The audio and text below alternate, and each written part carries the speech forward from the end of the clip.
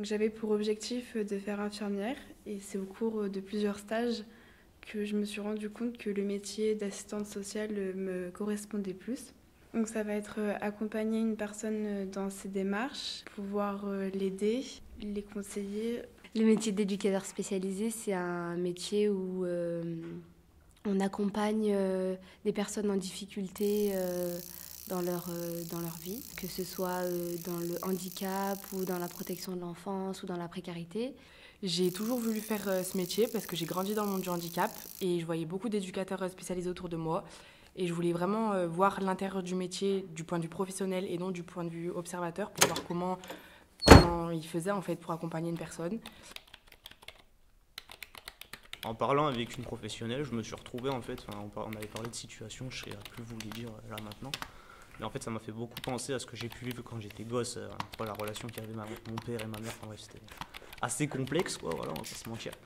Donc du coup, je me suis retrouvé là-dedans et je me suis dit qu'en fait, si je pouvais venir en aide à des personnes qui sont dans le besoin, moi j'aurais eu besoin à certains moments de cette aide-là. C'est vrai que je me suis dit, en fait, pour les personnes qui en ont besoin, si je suis prêt en fait à faire ça et puis en fait, j'ai envie de venir en aide aux gens, quoi.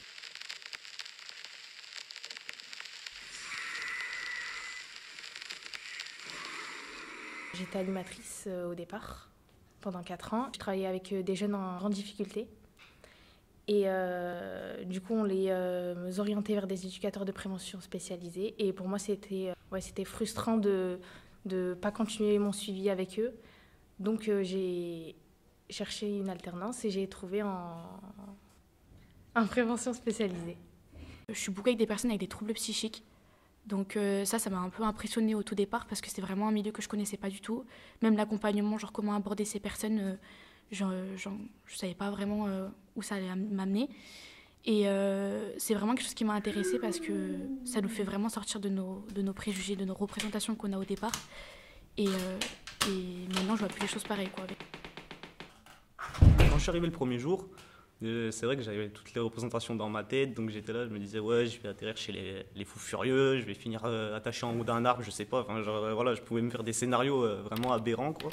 Et en fait, je me suis rendu compte que pas du tout, en fait. Et c'était un public, en fait, enfin, je pensais pas m'attacher autant à ce public. C'est vrai qu'il y a certains résidents que j'accompagnais, enfin notamment un avec qui j'ai créé une vraie relation et que, en fait, quand je suis parti, ça a été hyper dur, quoi. C'est vrai que je me suis dit, putain, je pensais pas m'attacher comme ça.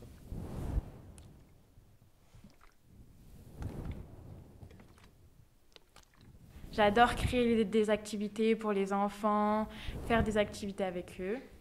Du coup, j'ai aussi fait un stage en crèche.